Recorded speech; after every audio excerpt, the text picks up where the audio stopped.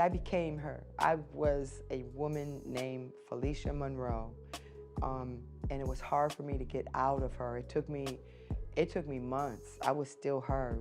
When production wrapped, I was I was I was I was down. I was very depressed. I do have a question about kind of Felicia, and I want to be able to move on to other things. This role, you know, you did a great job with it. A character that a lot of people still quote or think about, and I think at least some even thought that she was like maybe really like this in real life. They did. Yes.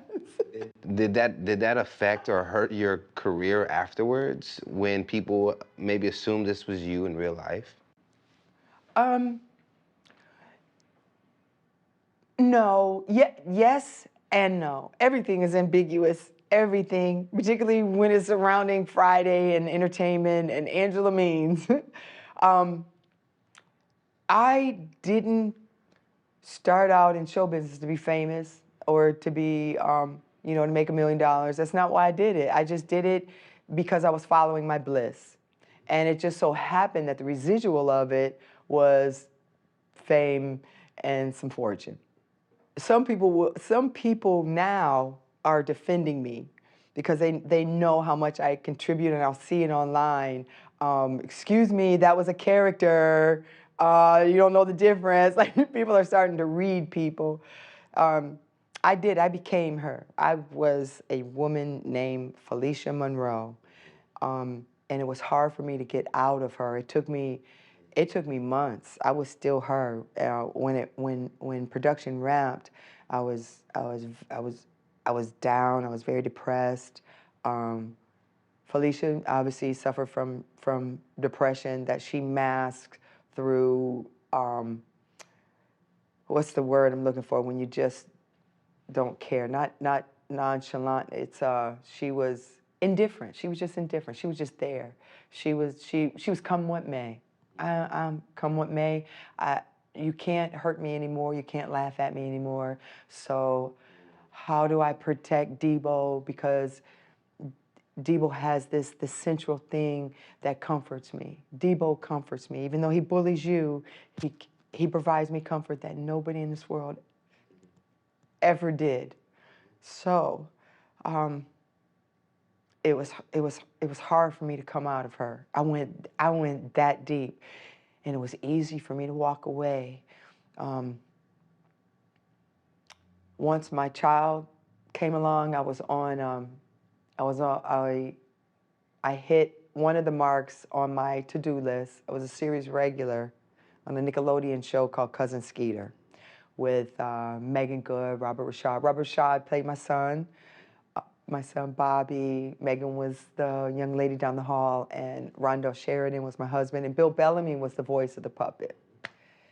And when that show went down is when I decided to just stay at home with Bradley, because I recognized his gifts and I wanted to make sure they were cultivated and that he had every resource that any other kid in Beverly Hills, Calabasas, Westlake had, and he did. If you see his resume, it's very impressive. I mean, we put this kid in finance classes at Pierce College in between third and fourth grade.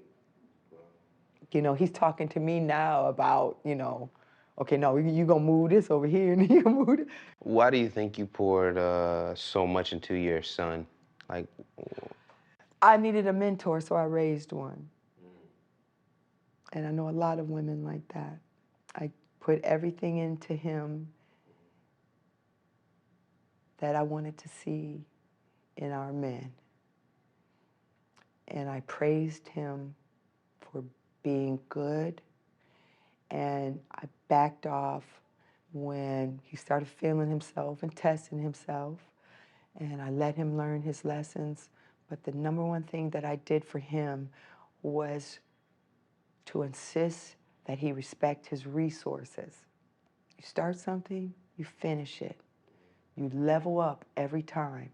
You do not stay at this level. So once we complete this, you're not going here to complete something, you're going here.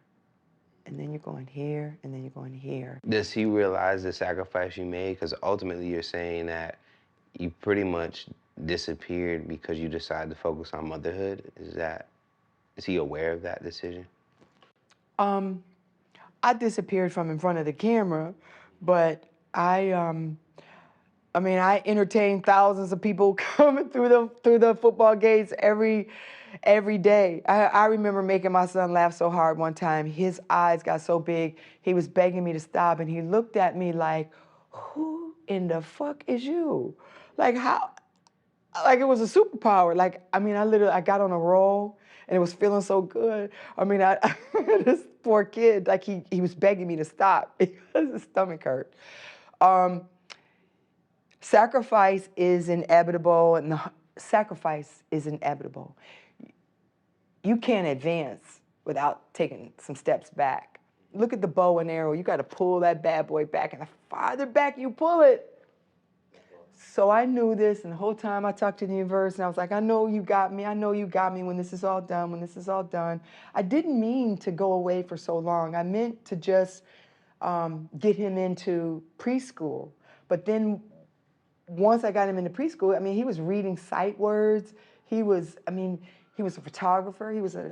He didn't understand the settings, but he understood composition, and he was a brilliant photographer. So I didn't want people putting fingerprints on his brain.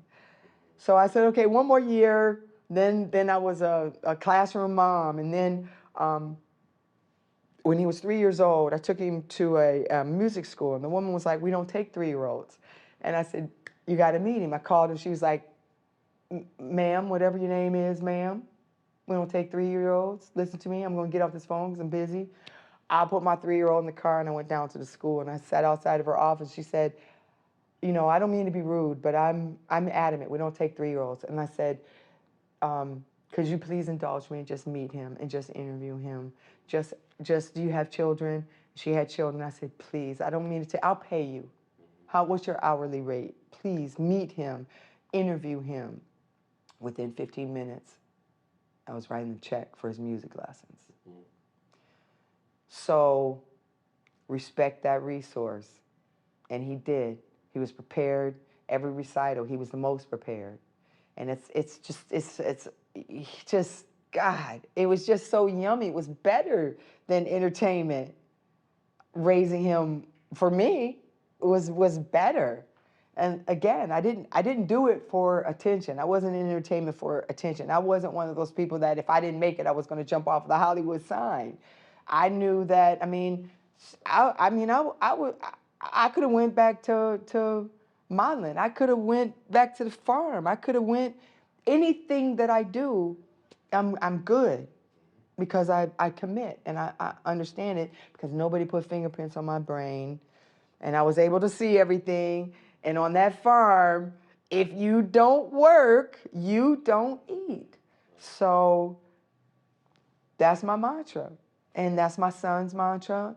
And my son was the kid that on the football field, he gonna be the last one to leave the field, and I'd sit there in the stands, and I'd see him. The practice would be over, and I see him down there throwing one of the water boys, and I see him looking so it'd be one more dude, and I'm sitting there like he ain't gonna leave this field till that kid is gone. And sure enough, as soon as that kid left, Ultimately, would get him into the league. So who's your son, just for people that don't know? my son is Brad Kaya Jr. His father is Brad Kaya Sr. and Kaya, Kaaya.